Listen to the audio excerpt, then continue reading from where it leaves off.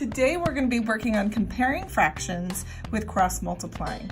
Now, you know a fraction has a numerator and a denominator. When those denominators are the same, it's easy to compare because you just look at the numerator. But what do you do when the denominators are two different numbers?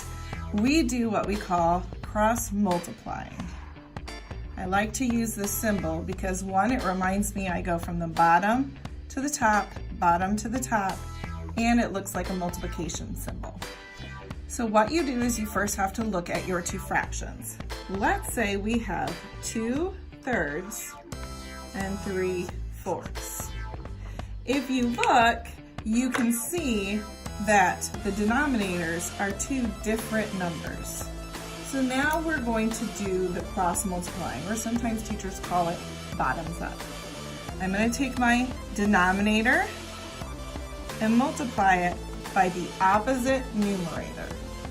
3 times 3 is 9, and I'm just going to write that 9 right above the fraction. Then I'm going to take this denominator and multiply it by the numerator in the opposite fraction. So 4 times 2 is 8. So now I have a 9 and I have an 8. 9 is bigger than 8, so 3/4 is larger or greater than 2/3. Let's do another example. Let's take 3/5, and you can write this down on a piece of paper too as we're going through it. And let's compare it to 4/8 using cross multiplying. Okay? So think about what that first step was. We are going to take the denominator of the first fraction and multiply it by the numerator in the second fraction. So 5 times 4 is 20.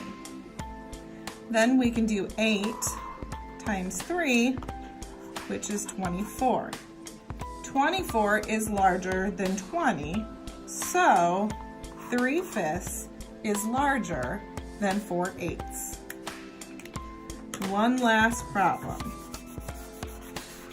We are going to do, and again, you can pause this video and set it up yourself. We are going to do 1/3, and we're going to compare it to 2/6. Again, two different denominators, so we're comparing them to see if, even though the denominators are different, that the whole fraction is the same amount. So remember, step number 1 is going to be multiplying this denominator by this numerator. So 3 times 2 is 6. And then we're going to do that the opposite way, just like the symbol shows. 6 times 1 is 6. Since both numbers are the same, it means that these two fractions, even though they look differently, are the same amount. This can come in handy when you're comparing any kind of fractions. You can check your work, you can use this to see which fraction is bigger or if they are equal.